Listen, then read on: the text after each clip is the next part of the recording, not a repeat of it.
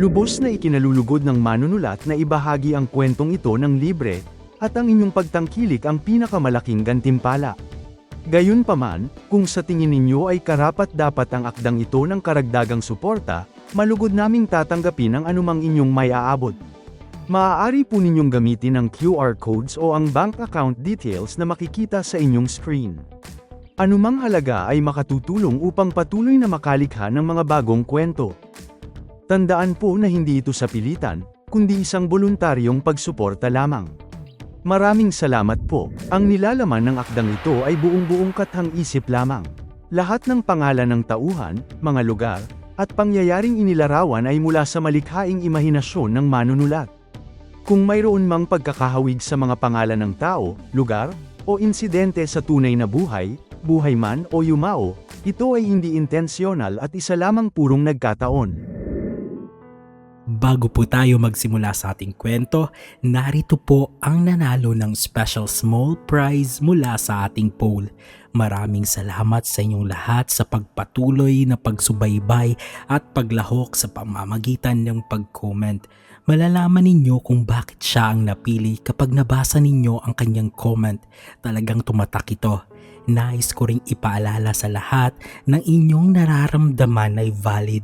Hindi lang po ako pumili ng nanalo, kumonsulta rin po ako upang masigurong patas ang pagpili. Sa nanalo, pakitingnan ng description sa baba para sa email at contact number, could be Viber or WhatsApp. Maaari po kayong magpakilala roon upang maklaim ang inyong small prize. Muli, maraming salamat sa inyong lahat at maraming salamat sa suporta. Chairman Alejandro, Sir Axel, Sir Zeke, please meet Rome Vasquez. 2 years na siyang nakatira dito at sa sinabi na namin, pamilya na ang turing namin sa kanya. Pagpapakilala ni Gwen. Ngumiti naman si Rome. Good evening again po, Chairman. Pasensya na at hindi na ako makalapit sa inyo. Hindi po ako nakakakita. Napakunot ang noo ni Chairman Alejandro. And it seems you also don't remember us, Mr. Vasquez? Natigilan si Rome. Bahagyang kumunot ang kanyang noo at nagtatakang nagpalipat-lipat ang tingin sa kawalan. Chairman, kilala niyo po ba si Rome? Tanong ni Dr. Cassie na bakas ang matinding pag-aalala sa kanyang muka habang pinagmamasdan ang reaksyon ng mga Viga. Ang sumagot ay si Zeke na ang boses ay nanginginig na pinipigilan ng emosyong pinaghalong galit at sakit. Kilalang kilala. Ano Rome? Alam mo naman na mga Viga ang bisita sa bahay na to. Hindi mo ba sinabi sa kanila ano ang kaugnayan mo sa amin? Ramdam ang tulis sa bawat salita ni Zeke kaya agad na hinawakan ni Axel ang balikat ng kapatid para pakalmahin ito. Magsasalita na sana si Rome ngunit naunahan siya ni Gwen na tila ba hindi napapansin ang tensyong namumuo. Rome, finally, after 2 years may nakakakilala pala sa'yo, sabi ni Gwen. Tila natutuwa ito at hindi alintana ang tensyon ngayon base sa kilos ni Zeke. Tiningnan naman ni Dr. Cassie si Gwen na tila sinasabihan na makiramdam ito. Para kay Dr. Cassie, parang may pinapahiwatig na si Zeke. Tila may problema ang dalawa sa nakaraan. What do you mean, Iha? Tanong naman ng chairman kay Gwen, lalong nagtataka na sa kinikilos ni Rome at sa tila kawalan nito ng malay sa paligid. Si Rome na ang sumagot sa katanungan ng chairman. 2 years ago po, nabundol ako ng kotse. Gabi daw noon, wala po akong pamilya at wala pong kahit sino ang nangangalaga sa akin na kaibigan. Si Dr. Cassie po ang doktor na kumupkup sa akin at itinuring na kapamilya. 2 buwan daw po akong nasa ICU at walang malay. Nagising na lang po ako na hindi nakakakita at hindi po maalala ang nakaraan. Hanggang ngayon, kahit ni isang pangyayari bago ang aksidente, wala talaga akong matandaan. Tumitig ng mataman si Zeke kay Rome habang nananatiling tahimik ang kapatid at ang kanyang daddy. Kinupkup namin siya kasi wala na siyang pamilya. Kami na ang nag-alaga sa kanya. Actually po, 2 years ago nang dinala namin sa hospital si Rome. He died. Nag-flatline na siya pero hindi ako sumuko. I revived him. Sagot ni Dr. Cassie na maluha-luha at tumingin kay Rome. Ang mukha naman ni Zeke ay nagbago. Parang nanginig siya nang muntik nang mawalan ng buhay si Rome. Nakatingin ito ngayon sa kanya. Parang sasabog ang puso ni Zeke sa nalaman. Gusto niyang itanong na was it the night na muntik niyang pagbuhatan ng kamay si Rome dahil sa selos at sakit, ngunit hindi niya matanong. Napatingin naman si Gwen kay Zeke at kay Rome. Tila hindi lang ordinaryong ugnayan meron ng dalawa. So kung kilala niyo si Rome, matutulungan niyo po siyang maalala ang lahat, dagdag naman ni Gwen. May chance pa ba na makakakita siya at maalala niya ang lahat? Seryosong tanong ni Axel. Based sa result ng laboratory niya, everything is normal. Yun nga ang pinagtataka naming mga doctors niya. Naisip namin na temporary blindness at loss of memory lang ito, paliwanag ni Dr. Cassie. O baka he is just acting that he is blind and he doesn't remember anything to intentionally forget the past, mariing sabi ni Zeke. Nagtingin na naman sina Gwen at Dr. Cassie sa tinura ni Zeke. Hindi na maipinta ang mukha ni Dr. Cassie. I am his doctor and I cared about him, Mr. Zeke Viga. He is indeed blind and has no memory of the past at all. Probably we will consult a neuropsychiatrist because maybe his brain is reacting based on a painful experience before the accident, sabi ni Dr. Cassie na hindi na napigilan ang inis sa sinabi ni Zeke. Hindi naman nakasagot si Zeke. Lumingon si Rome sa direksyon kung saan narinig niya ang boses ni Zeke. May kasalanan po ba ako sa inyo? Si Chairman Alejandro na ang sumagot. We are not here for personal matters. We are here for business. This is not the best time for that. Can we start our dinner now and talk about what needs to be discussed?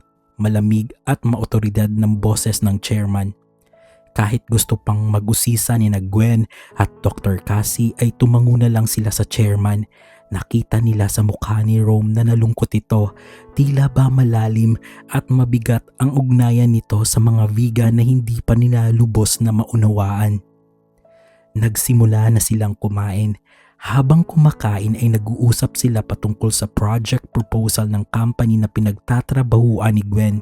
Hindi nagsasalita si Rome dahil wala naman siyang alam doon at tingin niya ay focus ang usapan sa proyektong iyon.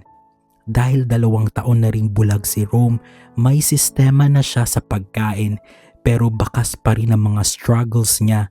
Hindi naman din siya nagpapasubo. Bawat subo ay nangangailangan ng matinding konsentrasyon. Hawak ang kanyang kutsara at tinidor, dahan-dahan niyang kinakapa ang gilid ng plato para malaman ang sukat nito. Maingat niyang tinatansya ang pagkuha ng pagkain, pero dahil hindi niya nakikita kung gaano karami ang nasasandok niya, minsan ay nahuhulog ang mga butil ng kanin o ulam pero sa loob lang naman ng plato niya.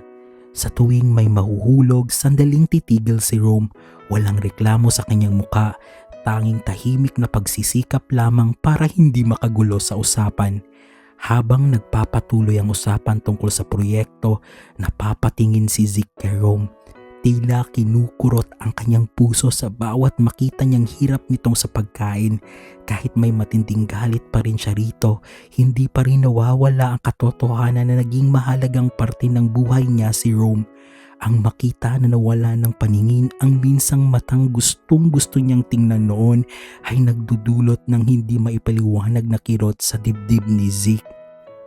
Natapos ang dinner pero hindi pa rin pinuputol ang usapan sa hapag.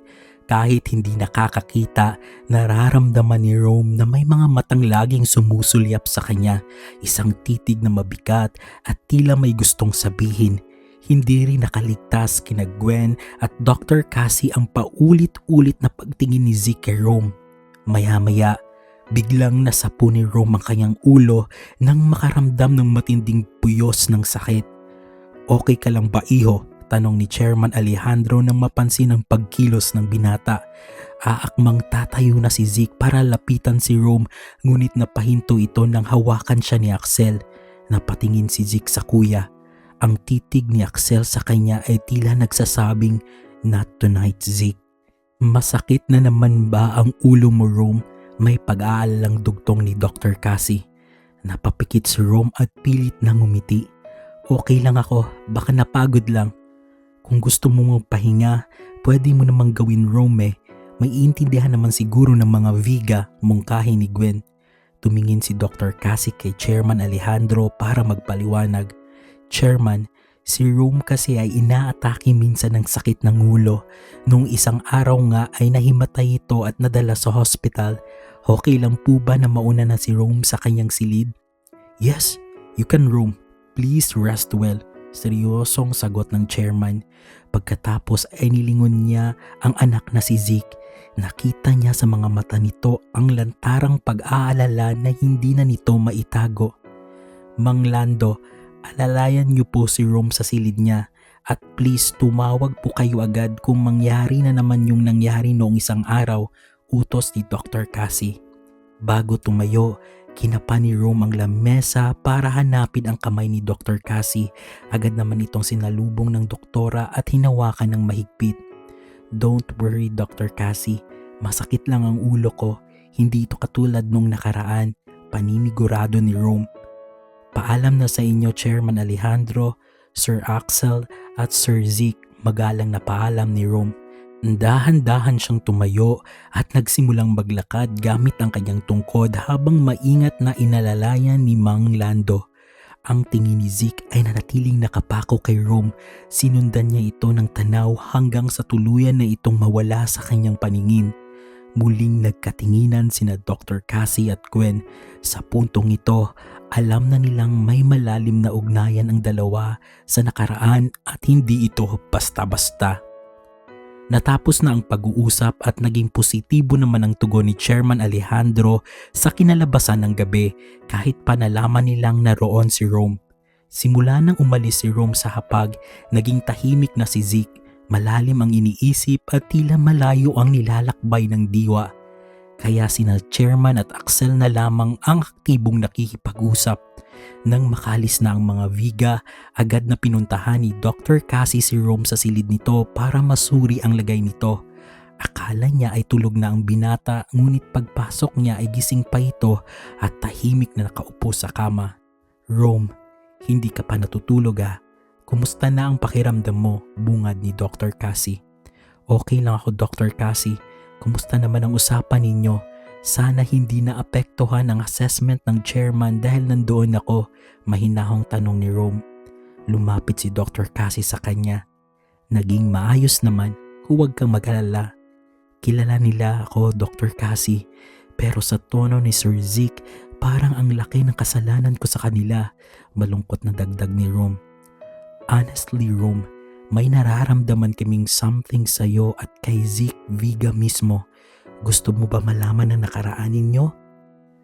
Kung nagkasala man ako sa kanila, sana talaga hindi maapektuhan ang trabaho ni Gwen. Wala kasi akong maalala talaga eh, sagot ni Rome habang tuluyang tumulo ang kanyang mga luha. Agad na hinawakan ni Dr. Cassie ang kanyang kamay. Kung nagkasala ka man sa kanila, hindi naman ibig sabihin yon ay masama kang tao dahil ramdam ko na mabuti ka. Huwag mo na lang isipin yan. Magpahinga ka ng maayos, baka kasi matrigger na naman yung sakit ng ulo mo. Okay Dr. Cassie, salamat talaga sa kabutihan mo. Hay sus, mabuti ka rin naman eh. Hindi ako magsasawa na tulungan ka. Kailangan mong maalala ang lahat at kailangan maibalik ang iyong paningin Rome. Sige, pahinga na ha. Alis na ako. Good night Rome. Sweet dreams. Tumango na lang si Rome bilang pagtugon at dahan-dahang lumabas ng silid si Dr. Cassie. Habang binabaybay ng mga Viga ang daan pauwi, nananatiling balot ng katahimikan ng loob ng sasakyan. Hindi pa rin kumikibo si Zeke, tila malayo ang tingin at malalim ang iniisip simula nang lisanin nila ang bahay ni na Dr. Cassie at Gwen. Son, I know you're not okay. If you need someone to talk to, we are just here. Basag ng chairman sa katahimikan habang nakatingin sa kanyang bunso. Bahagyang lumingon si Zeke sa kanyang daddy, pilit na itinatago ang emosyong gumugulo sa kanya. I am okay dad. Hindi na sumagot ang chairman. Kilala niya ang kanyang anak Alam niyang malaki ang rekpekto nito sa pagkikita nilang muli ni Rome, pero hinahayaan niya muna itong humanap ng sariling paraan para ma-resolve ang anumang problemang ito dahil malaki ang tiwala niya sa kakayanan ni Zeke. Tahimik lang din si Axel sa kanyang upuan. Tulad ni Chairman, alam niyang hindi kailangang pilitin si Zeke. Darating din ang oras na lalapit din ang kapatid sa kanila kapag naramdaman nitong hindi na niya kayang pasanin ng mag-isa ang bigat ng kanyang nararamdaman. Nang makauwi si Zeke sa kanyang penthouse, agad siyang kumuha ng alak at sinalinan ang baso na may yelo. Bit-bit ang baso, dahan-dahan siyang lumakad patungo sa balkonahe at itinuon ang paningin sa nagtataas ang skyscrapers ng BGC. Uminom siya at dahan-dahang ipinikit ang kanyang mga mata. Sa dilim ng kanyang paningin, muling bumalik ang imahe ni Rome sa hapag. Ang hirap nito sa paggamit ng tungkod, ang pangangailangan ng alalay, ang kawalan nito ng paningin at ang katotohanang burado na ang lahat ng alaala nito. Hindi napigilan ni Zeke ang pagpatak ng mga luha sa kanyang mga mata. Sa gitna ng sakit, muling sumagi sa kanyang isipan ng video scandal na tuluyang sumira sa kanilang pagmamahalan noon. Pinaghalong pait at pangungulila ang nararamdaman niya, ngunit sa kabila ng lahat ng galit at nakaraan, isa lang ang malinaw sa kanya habang humahagulhol sa dilim. Naalala din niya ang unang taon ng pagtakas niya sa sakit at pumunta ito sa New York. Sa gitna ng nagniningning na mga ilaw ng Manhattan, nandoon ang penthouse ni Zeke at ito ay naging sanctuaryo niya habang dinadamdam ang sakit. Ang dating malinis at dekalidad na unit ni Zeke ay parang dinaanan ng malakas na bagyo. Basag na mga bote ng mamahaling whiskey ang nakakalat sa sahig, mga papel na gusot-gusot at mga mamahaling muebles na itinumba sa galit. Hindi na makilala si Zeke. Ang dating laging malinis na gupit ay mahaba na at magulo. Ang kanyang balbas ay tumubo na ng husto, tanda na wala na siyang pakialam sa kanyang itsura. Minsan sinusuntok niya ang pader ng paulit-ulit hanggang sa pumutok ang kanyang mga buko-buko sa kamay. Hindi niya nararamdaman ang hapdi ng sugat. Mas masakit ang nasa loob. Rome, bakit? Pasigaw niyang tanong sa kawalan. Ang boses ay gumagaralgal sa halo-halong galit at pangungulila. Mahal na mahal kita, pero bakit mo ginawa sa akin to? Napaluhod siya sa malamig na sahig. Ang kanyang kamao ay duguan habang nakasandal ang noo sa pader. Doon, sa gitna ng karangyaan ng kanyang penthouse, umiiyak si Zeke. Isang iyak na galing sa kaibuturan ng kanyang pagkatao. Isang matipunong lalaki na gumuho dahil sa pag-ibig. Lagi ding nagtutungo si Zeke sa isang madilim na pub sa eskinita ng New York. Doon, umiinom siya hanggang sa mawala siya sa sarili. Isang gabi nga at sa gitna ng kalasingan, hindi sinasadyang nabangga niya ang isang grupo ng mga lalaking naghahanap ng gulo. Sa labas ng bar, sa gitna ng malamig na ambon, pinagtulungan siya. Isang malakas na suntok sa panga ang nagpabagsak kay Zeke sa semento. Sinundan nito ng mga tadyak sa kanyang katawan at sikmura. Ngunit habang tumatama ang bawat kamao at sapatos sa kanyang balat, hindi siya lumalaban. Nananatili siyang nakahiga, nakatitig sa madilim na langit. Sa bawat sakit na nararamdaman ng kanyang katawan, ang mukha ni Rome ang nakikita niya sa kanyang imahinasyon. Saktan niyo pa ako dahil mas masakit ang ginawa niya sa akin, sa loob-loob ni Zeke. Para sa kanya, ang bawat bugbog ay parang parusa sa sarili niya dahil hindi niya kayang itapon ng pagmamahal niya sa taong sumira sa kanya. Tumulo ang luha niya, humahalo sa dugo sa kanyang labi. Wala siyang pakialam kung mamamatay man siya sa gabing iyon. Dahil ang totoo, matagal na siyang patay sa loob simula nang makita niya ang video na yon. Umuwi siyang pasuray-suray, duguhan ng muka at hirap huminga dahil sa posibleng bali sa kanyang tadyang. Nang makapasok siya sa kanyang penthouse, hindi na niya nagawang makarating sa kama. Humandusay siya sa carpeted floor ng sala. Doon muli siyang humahagulhol, hindi dahil sa bugbog, kundi dahil sa matinding pangungulila.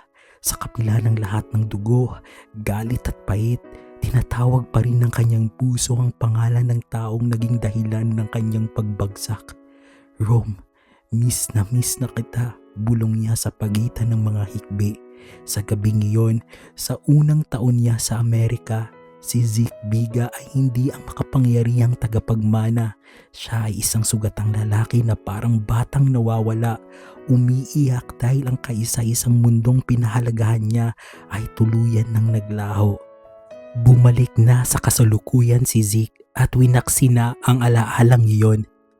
Mahal na mahal niya pa rin si Rome hanggang ngayon. Kahit anong gawin niya, hindi pa rin mawawala ang pag-ibig na iyon sa kabila ng lahat.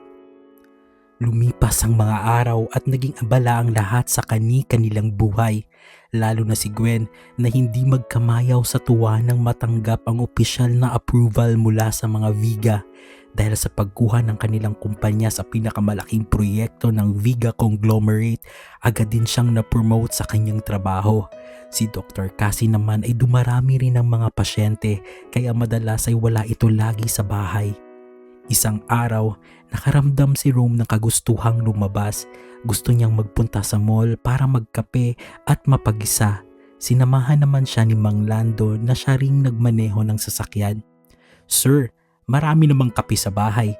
Tingin ko ay nabuburyo na kayo," puna ni Mang Lando habang maingat na binabaybay ang daan.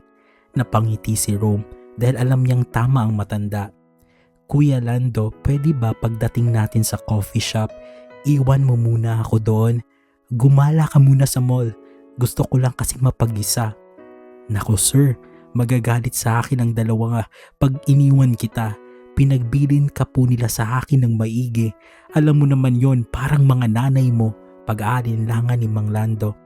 "Please Kuya Lando, okay naman ako. Hindi mo naman ako totally iiwan eh. Gumala ka lang muna. Parang gusto ko lang talagang mapag-isa. Kung hindi lang ako bulag, matagal ko na sanang ginawa ito," pakiusap ni Rome. Bumuntong hininga si Mang Lando, hindi matiis ang pakiusap ng binata. "Sige po sir ha, pero huwag po ninyong sabihin sa dalawa na iniwan kita. Nako, malilintikan ako at baka mawalan pa ng trabaho." "Salamat Kuya Lando," nakangiting sagot ni Rome. Nakarating sila sa isang coffee shop sa gilid ng mall. Ang eksaktong lugar kung saan noon ay nasigawan ni Rome si Zeke dahil sa kakulitan nito. Walang maalala si Rome sa lugar na ito pero parang ang gaan ng loob niya nang makapasok dito. Maaga pa kaya wala pang masyadong tao sa loob. "Sir, okay lang ba kayo rito? Basta sir ha, nasa sa inyo yung phone ninyo. Tatawagan kita lagi para alam ko rin kung kailangan mo nang magpasundo," paalala ni Mang Lando habang inaayos ang upuan ni Rome. "Sige po Kuya Lando, huwag na kayong mag-alala. Heto po yung isang card na ibinigay sa akin ni Gwen. Gamitin niyo po at mag-shopping kayo. Kung tatawag kayo, every 1 hour na lang po," sabi ni Rome habang inuunat ang kamay para iabot ang card. Natawa ng bahagya ang matanda.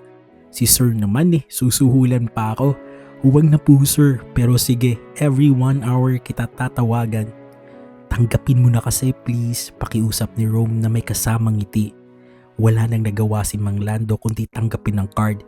Bago tuluyang umalis, pinag-order muna niya si Rome ng kape at cheesecake. Nilapitan din niya ang manager ng cafe para pakiusapang alalayan si Rome kung sakaling may kailanganin ito. Siniguro naman ng manager na hindi sila dapat mag-alala at babantayan nila ang binata. Pagkatapos noon ay lumingon muna si Mang Lando kay Rome, muling bumuntong hininga dahil sa pag-aalinlangan bago tuluyang lumabas ng coffee shop. Tahimik lang nakaupo si Rome habang nakikinig sa mga kanta sa kanyang music app gamit ang earphones. Ninanamnam niya ang init ng kape at tamis ng cheesecake. Hinahayaan ang sarili na lamunin ng musika at ng katahimikan ng paligid. Maya-maya ay nagkaroon ng banayad na pagpatak ng ulan sa labas na unti-unting lumalakas. Dahil sa biglang buhos ng ulan, naramdaman ni Rome ang pagbabago sa paligid, ang tunog ng mga bumubukas na pinto at ang kalansing ng mga kubyertos at ang dumaraming bulungan ng mga tao. Unti-unti nang napupuno ang cafe ng mga customers na sumisilong. Nararamdaman ni Rome ang presensya ng mga taong dumadaan sa gilid niya, pero nanatili siyang kampante sa kanyang pwesto. Sa gitna ng dumaraming tao, lumapit sa kanya ang manager ng cafe. "Sir, okay lang po ba kayo? May kailangan po ba kayo?" Magalang na tanong nito. Ngumiti si Rome at bahagyang umiling. "Wala naman po, salamat. Tatawag lang po ako kung may kailangan man ako." "Sige po sir, tawagin niyo lang po kami," sagot ng manager bago ito tuluyang nagpaalam para asikasuhin ang iba pang mga customer. Naiwang mag-isa si Rome, bitbit ang kanyang kape habang nakikinig ulit ng kanyang musika. Sa kabilang dako, kalalabas lang ni Zeke sa opisina ng kanyang kaibigang si Andrew Ford na nasa huling palapag ng mall kung saan malapit ang cafe na kinaroroonan ni Rome. "So pare, sabihan mo lang ako kung ready ka na bilhin itong mall na to. Sama mo na rin yung cafe sa gilid," biro ni Andrew habang naglalakad silang palabas. Natawa naman si Zeke sa hirit ng kaibigan. "Ikaw talaga pare, parang ayaw mo talaga sa cafe na yon na." "Okay naman yung cafe, yung manager lang nila, lagi akong sinisamangutan," sagot ni Andrew. "Ikaw talaga, but again, may malalaking projects pa na gagawin ng Viga Conglomerate. Baka hindi ko pa mabili agad yan, but you can offer the mall to others," paliwanag ni Zeke habang tinatapik ang balikat ng kaibigan. "Basta, sabihan mo lang ako pare," huling hirit ni Andrew bago sila tuluyang nagpaalam sa isa't isa. Dahil malakas pa ang buhos ng ulan, naisipan muna ni Zeke na pumunta sa cafe para naman makainom ng mainit. Bagamat kailangan niyang tumawid, mabilis lang naman ang pagtakbo niya hanggang sa makarating sa loob. Pagpasok niya, biglang nanariwa sa kanyang isipan ang alaala ng araw na kinulit niya rito si Rome hanggang sa masigawan siya nito. Napapuntong hininga siya.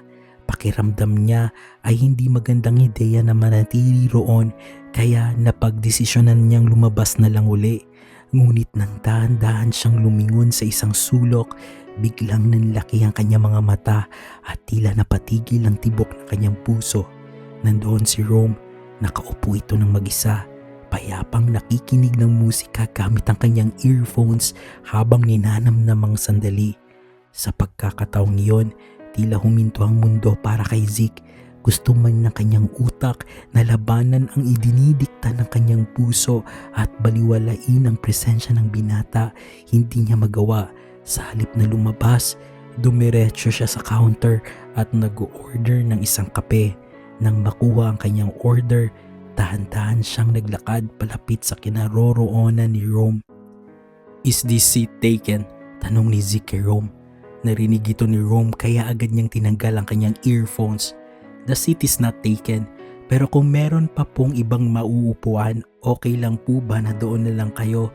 Gusto ko lang po mapag-isa, pero kung wala naman po, sige po, maaari po. Pasensya na," sagot ni Rome. "Nice meeting you again, Rome. I'm Zeke Viga at wala nang ibang mauupuan," seryosong pakilala ni Zeke.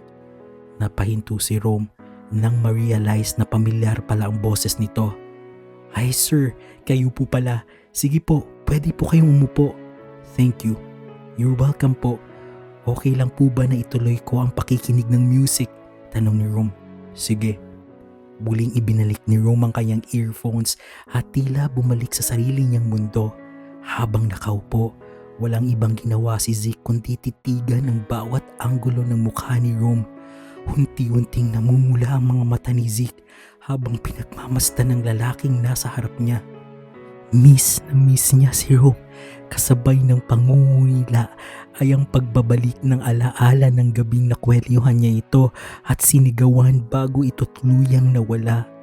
2 taon na ang nakalipas mula nang umalis si Zeke, ngunit sa kabila ng lahat ng nangyari, ramdam niya na hindi pa rin nawawala ang pag-ibig niya para sa taksil na nasa harap niya ngayon. Biglang tinanggal ni Rome ang kanyang earphones. "Sir, Bulag ako pero nararamdaman kong may nakatitig sa akin. Napaubo si Zeke na bigla sa pahayag nito. Just wondering, hindi ka nakakakita at hindi ka nakakaalala. So hindi mo rin siguro naaalala ang sarili mong itsura. Yes, yun ang masaklap, tipid na sagot ni Rome. Pero sir, may tanong ako sa'yo. Sige, ano yun? Totoo bang kilala ako ng pamilya mo? May kasalanan ba talaga ako sa inyo? Kung meron talaga, patawad. Hindi ko man alam kung ano ang hinihingi ko ng tawad, pero patawad. Natigilan si Zeke. Hindi siya handa sa narinig at matagal bago siya nakapagsalita. Napayuko siya at pilit na kinakalma ang sarili bago muling tumingin sa lalaking nasa harap niya. Walang kapatawaran ang ginawa mo, Rome. Nagulat si Rome sa lamig at talim ng boses ni Zeke. Damang-dama niya ang lalim ng sakit na nagmumula rito. Siguro nga, kaya heto ako ngayon kinakarma. Hindi makakita, hindi makaalala. Buti ka nga, hindi mo naalala ang sakit na binigay mo. Mariing sagot ni Zeke bago ito tumayo. Sana hindi na kita makitang muli. Katulad ng hindi mo ako nakikita. Sana nawala ang sakit katulad ng nawala mong alaala. Pagkatapos bitawan ng mga salitang iyon, mabilis na tumalikod si Zeke at lumabas ng cafe. Naiwan si Rome na dahan-dahang napaluha. Wala man siyang maalala, ramdam na ramdam niya ang matinding hinagpis ni Zeke. Isang bigat na tila nagsasabing sa kanya mismo ito may malalim na kasalanan. Nang tumawag si Mang Lando, agad na sinabi ni Rome na gusto na niyang umuwi. Pumunta naman si Mang Lando agad at kinuha siya. Nakita ni Mang Lando ang malulungkot na mata ni Rome pero hindi siya nagtanong. Tahimik ang biyaheng pauwi at pumikit lang si Rome sa buong biyahe. Pagkarating sa bahay, nakiusap siyang ihatid na agad sa kanyang silid.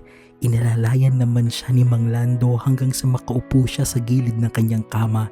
Nang marinig ni Rome ang marahang pagpihit ng pinto at ang tunog ng yabag ni Mang Lando na palayo, doon lamang siya pumitaw. Dahan-dahan niyang kinapa ang kanyang unan. Nang mahawakan ito, niyakap niya ito ng mahigpit at isinubsob ang kanyang mukha. Sobrang iyak ang ginawa niya na tila wala ng bukas.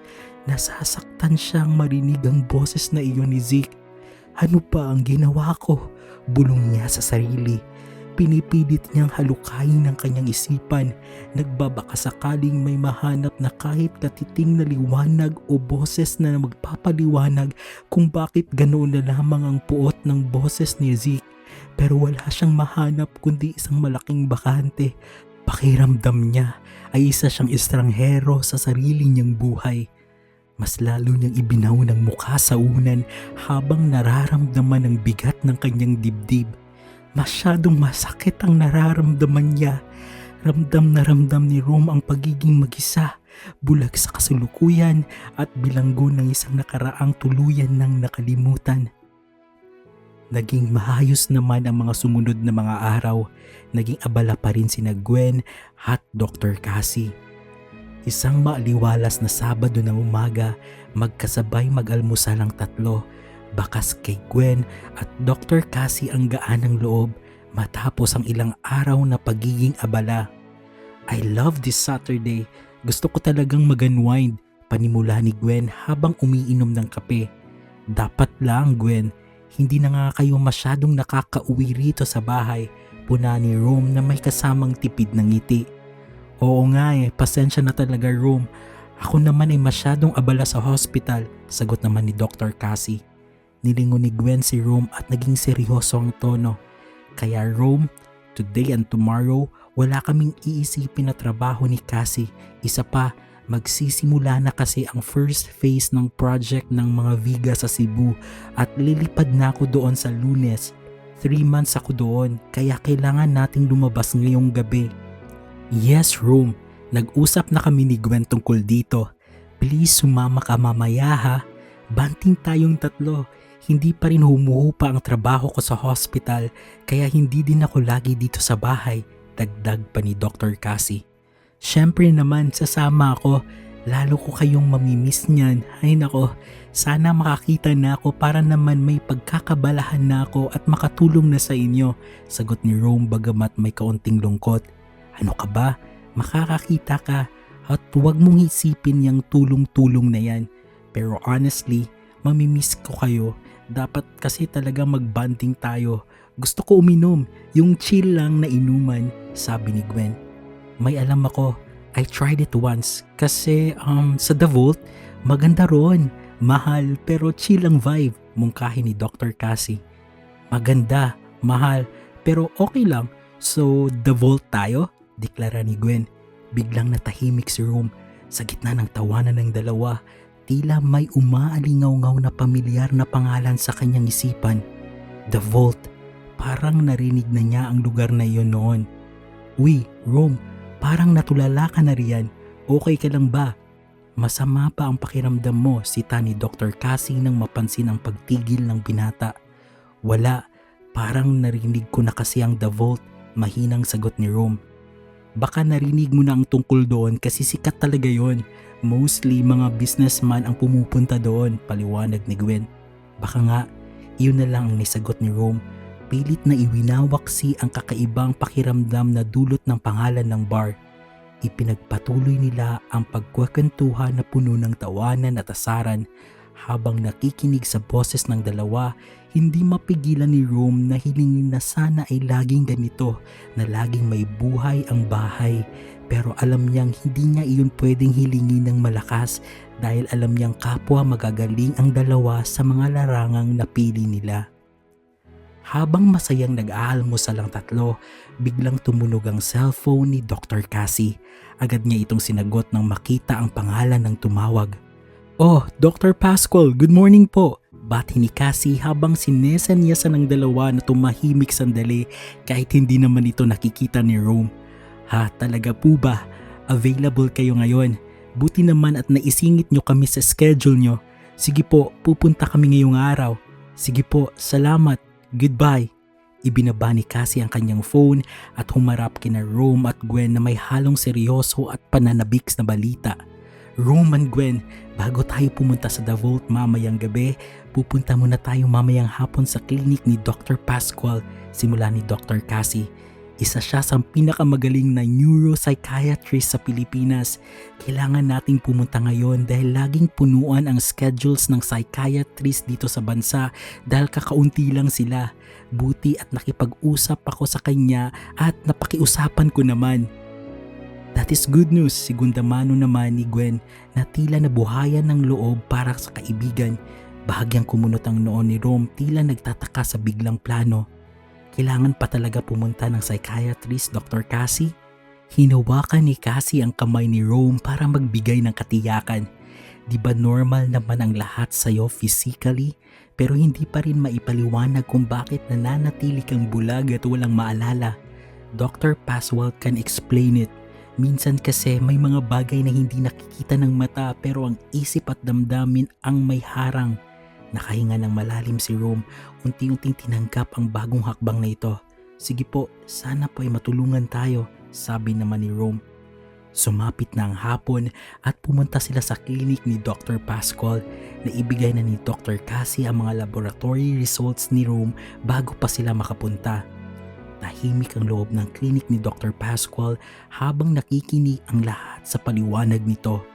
Hawak-hawak ni Gwen ang kamay ni Rome, ramdam ang kaba ng kaibigan habang pilit na iniintindi ang terminong medical na binibitawan ng doktor. Ang tawag sa condition mo ay functional neurological disorder. Ang dating tawag dito ay conversion disorder. Seryosong pahayag ni Dr. Pascual habang binababa ang chart ni Rome. Iyan din ang nasa isip ko, Dr. Pascual. Segunda naman ni Dr. Cassie na tila nakahanap ng kumpirmasyon sa sarili niyang mga hinala. Anong ibig sabihin niyan, Doc? Tanong ni Rome. Ang kanyang boses ay may bahid ng takot at pagkalito.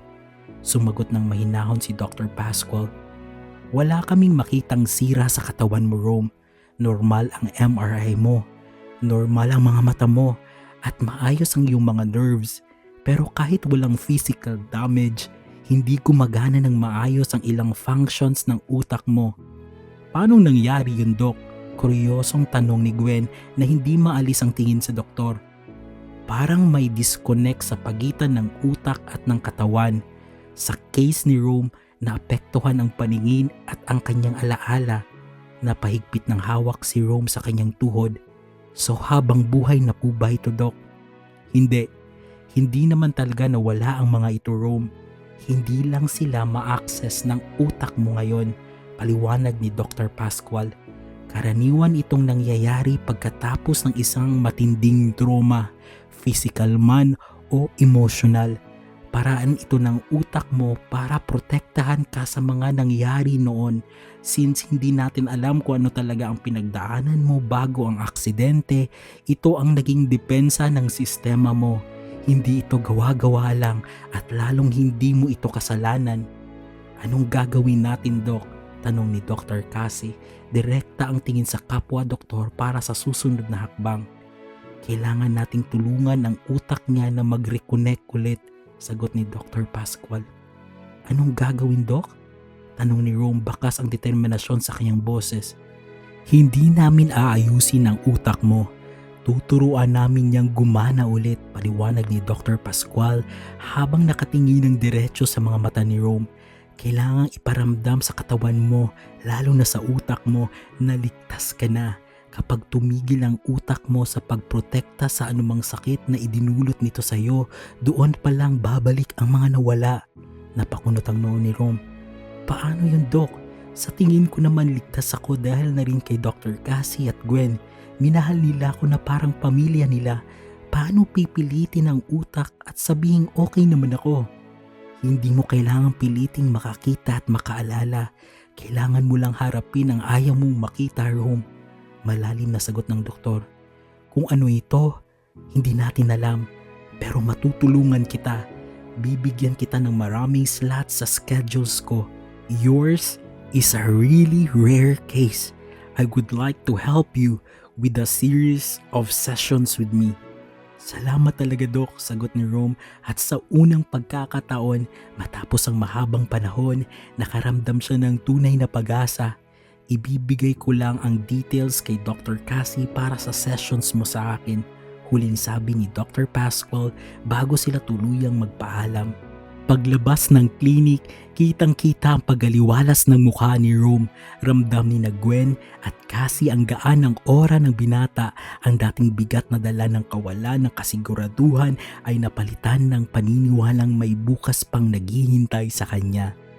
Matapos ang naging usapan kay Dr. Pascual, umuwi muna ang tatlo sa bahay. Doon na rin sila naghapunan.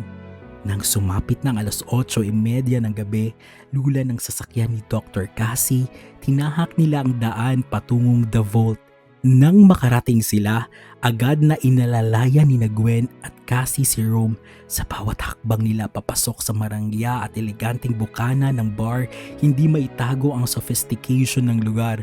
Halos lahat ng empleyado ng The Vault na nakakita kay Rome ay napatigil at nagulat. Marami pa rin kasi sa mga staff na nanatili roon na nakatrabaho na ni Rome noon. Agad na lumapit si Manager Chan sa kanila, bakas ang gulat at tuwa sa mukha. Rome, it's so nice to see you, bati ni Manager Chan. Sino po kayo? Tanong ni Rome habang nakatingin sa kawalan. Natigilan si Manager Chan sa tanong na iyon. Hindi mo na ako kilala, Rome? Anong nangyari sa'yo?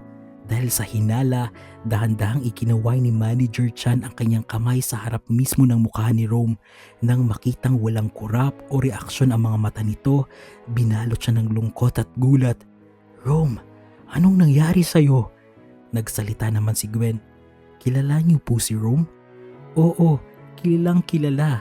Empleyado siya rito ng The Vault, sagot ni Manager Chan bago muling bumaling kay Rome. Maliban na parang nabulag ka na, bakit hindi mo pa rin ako kilala? Naaksidente kasi siya 2 years ago at ito ang naging resulta sa kanya, paliwanag ni Dr. Cassie. Napahinto si Manager Chan. Sa sandaling iyon, nagbalik sa kanyang isipan ang madilim na eksenang nangyari 2 taon na ang nakalipas, ang gabing naging mitsa ng pagkawasak ng lahat. Hindi niya akalain na mas malala pa lang nangyari kay Rome pagkatapos ng gabing iyon. "Hey, nahinto ka na. Pwede na ba kaming makaupo?" Puna ni Dr. Cassie na mapansing natulala ang manager. "Yes po, please, please," bawi ni Manager Chan. Agad siyang tumawag ng waiter at sinabing ibigay sa kanila ang pinakamagandang pwesto sa pub. Gusto sana niyang ibigay ang isa sa exclusive rooms, ngunit dahil Sabado, nakareserba na ang lahat ng iyon. Humarap muli si Manager Chan sa tatlo. "Ang first drinks ninyo ay on the house. Kahit anong gusto ninyo, ibibigay ko." Natuwa naman sina Dr. Cassie at Gwen sa narinig habang dahan-dahang inaalalayan si Rome patungo sa kanilang lamesa. Naging masaya ang takbo ng gabi para sa tatlo. Hindi matapos-tapos ang kanilang kwentuhan habang ine-enjoy ang mga libreng pagkain ipinapadala ni Manager Chan na tila ba bumabawi sa mahabang panahon na nawala si Rome sa The Vault. Maya-maya, isang waiter ang dahang-dahang lumapit sa kanilang lamesa. Baka sa mukha nito ang halo-halong gulat at pananabik. "Rome, ikaw nga," sambit nito, halos hindi makapaniwala. "Pasensya na at hindi kita makita at makilala," mahinahong sagot ni Rome na sanay na sa ganitong senaryo simula nang pumasok sila sa bar. "Sabi nga nila, pasensya na rin. Sana pala pinilit ko na lang na samahan kita sa gabing iyon," malungkot na sagot ng waiter. "Ako pala si Aljun, isa sa matalik mong kaibigan dito sa The Vault noong nagtatrabaho ka pa." Bumaling si Aljun kina Gwen at Dr. Cassie na may paggalang. "Good evening po mga ma'am. Sorry po kung naabala ko ang pag-uusap ninyo. Hindi ko lang po talaga mapigilan ang saya nang makita ko ulit si Rome. Gusto niyo po ba ng another round ng drinks? On the house na po. Ako na po ang bahala." "Naku, huwag na. Hindi ka naman manager. Pwede ba sa inyo ang ganyan?" Biro ni Gwen bagamat kuryoso sa malasakit ng waiter. "Opo, pwedeng magbigay ng isang glass kung may kapamilya na customer. Pero willing naman po akong mabawasan ang sahod ko lalo na at nakita ko ulit si Rome," seryosong sagot ni Aljun. Napansin ni na Gwen at Dr. Cassie ang ningning sa mga mata ni Aljun habang nakatingin kay Rome. Isang tingin na tila hindi lang pagkakaibigan ang turing nito kay Rome. "Huwag na Aljun, sapat na sa akin ang malaman na may kakilala pala ako rito at dito pala ako nagtatrabaho noon," sabi ni Rome na may ngiti sa mga labi. "Sana naging masaya ang pagsasama natin dito dati." Biglang napahinto si Aljun sa sinabi ni Rome. Tila tumigil ang mundo niya nang marinig ang huling pangungusap nito. Sa isang saglit, bumalik sa isipan ni Aljun ang alaala ng gabing iyon. Ang iyak at hagulhol ni Rome dahil sa kumalat na video scandal at ang nakakatakot na galit ng boss nilang si Zeke Viga. "Sige Rome, at mga ma'am, aalis na po ako. Kung may kailangan kayo, magsabi lang po kayo," sabi ni Aljun at nakatalikod na. "Gwen and Dr. Cassie, gusto ko muna pumunta ng CR," paalam ni Rome habang dahan-dahang kinakapa ang gilid ng mesa. "Sige, samahan na kita hanggang sa pinto," presenta naman ni Gwen, akmang tatayo na sana para alalayan ang kaibigan. Dahil hindi pa tuluyang nakakalayo si Aljun at narinig ang usapan, agad itong lumingon at bumalik sa kanilang pwesto. "Ako na po ang sasama kay Rome ma'am, para na rin po masamahan ko siya sa loob at maalalayan ng maayos," sabi ni Aljun na may tapat ng ngiti sa kanyang mga labi. Nagkatinginan sina Gwen at Dr. Cassie bago sabay ng umiti. "Okay, go," sagot ni Gwen, kampante na sa pangangalaga ng dating katrabaho ni Rome.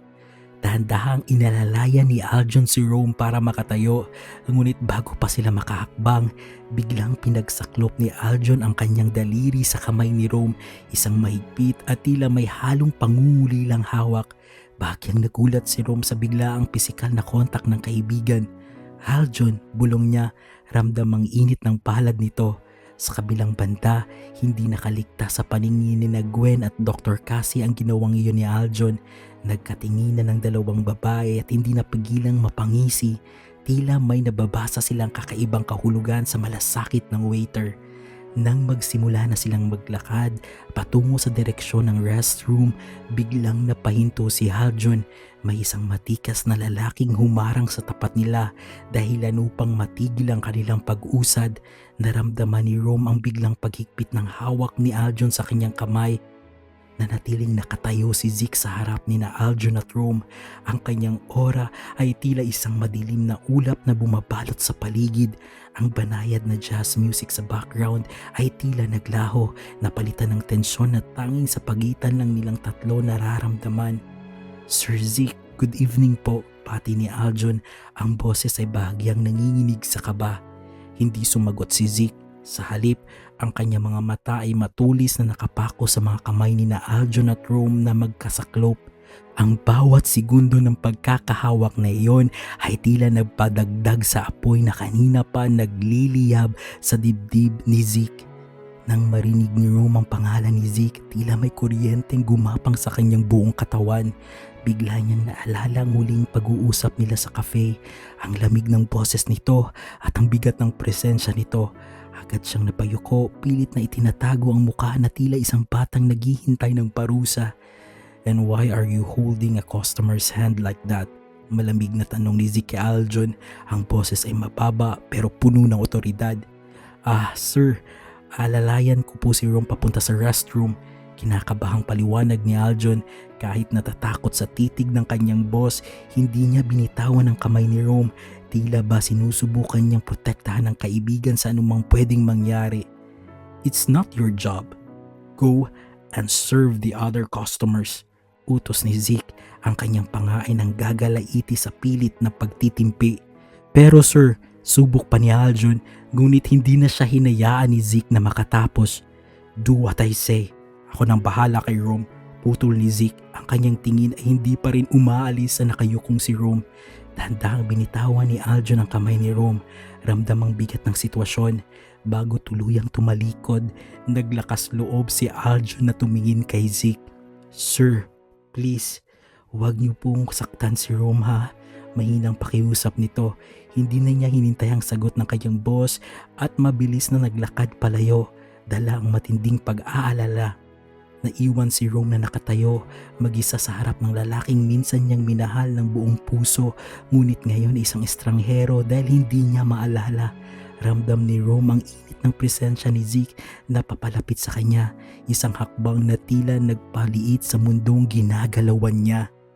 Dahan-dahang hinawakan ni Zeke ang kamay ni Rome, isang malumanay at tila nag-iingat na pagsaklop ng kanilang mga daliri. Isang hawak na tila ayaw nang bumitaw pa kailanman. "Halika, misis. Doon ka sa office ko. May exclusive restroom doon," bulong ni Zeke.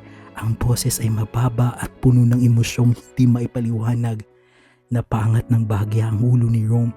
Gulat na gulat sa itinawag sa kanya ni Zeke. Ang salitang misis ay tila isang kuryenteng gumuhit sa kanyang puso na nagdulot ng matinding pamumula sa kanyang pisngi. "Sir Zeke, doon na lang po ako sa restroom ng mga customers."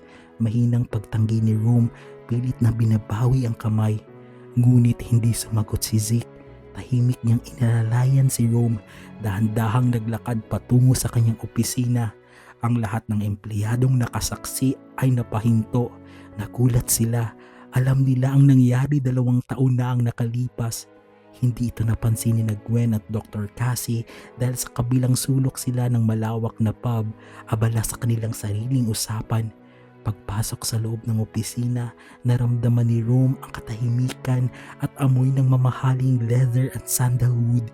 Inalalayan siya ni Zeke hanggang sa loob ng pribadong restroom. Sinamahan talaga siya sa loob para makasiguro na magiging okay si Rome. "Pwede na po kayong lumabas," sabi ni Rome. "Sige," maikling sagot ni Zeke at nanatiling naghihintay sa labas. Nang matapos si Rome, dahan-dahan niyang binuksan ang pinto. Ngunit bago pa siya makahakbang palabas, isang pares ng matitipunong braso ang biglang bumalot sa kanya. Isang mahigpit at tila nagmamakaawang yakap. Narinig ni Rome ang mahinang paghikbi ni Zeke sa kanyang balikat. Isang iyak na parang patang nawawala at ngayon lang muling nakauwi. Miss na miss kita, Mrs. Mahal na mahal pa rin kita ng sobra. Hikbi ni Zeke, ang boses ay basag na basag. Handa ko nang kalimutan ng lahat. Bumalik ka lang sa akin. Patawarin mo ko. Balikan mo ko, Mrs. ko, please. Please, mahal na mahal kita. Naniga sa kinatatayuan si Rome. Gulat na gulat siya sa mga salitang lumalabas sa bibig ng lalaking inakala niyang galit sa kanya. Ngunit sa gitna ng kalituhan, tila may sariling isip ang kanyang mga kamay. Dahan-dahan niyang itinaas ang kanyang mga braso at niyakap din si Zeke ng mahigpit. Tila pamilyar ang init ng katawan nito, ang tibok ng puso at ang pakiramdam ng pagiging ligtas sa loob ng mga yakap na iyon. Isang pakiramdam na tila matagal nang hinahanap na kanyang naguguluhang isipan. Ramdam ni Rome ang mainit na luha ni Zeke na pumapatak sa kanyang balat. Ang bawat patak ay parang isang pag-amin na sa loob ng 2 taon sa New York. Nananatili siyang gutom sa pagmamahal ni Rome. Ang kamay ni Zeke ay mahigpit na nakakapit sa likod nito. Nanginginig ang mga daliri sa takot na baka kapag binitawan niya ito, maglalaho na naman ang lahat at magigising siya sa isang bangungot. Sa sandaling iyon, wala na ang pride ni Zeke. Wala na ang galit tungkol sa video scandal. Ang tanging naroroon ay isang lalaking wasak na wasak ang puso. Nagmamakaawa sa taong sinaktan niya. Ang bawat hagulhol niya ay nagsasabing, kahit anong mangyari, kahit anong totoo, huwag ka lang mawala sa akin ulit. Ito ang iyak ng isang lalaking na-realize na napakalaking mali ang nagawa niya. Nasa mundo siya ng hawak ang lahat, pero wala naman sa tabi ang kaisa-isang taong nagparandam sa kanya ng kasiyahan at pagmamahal.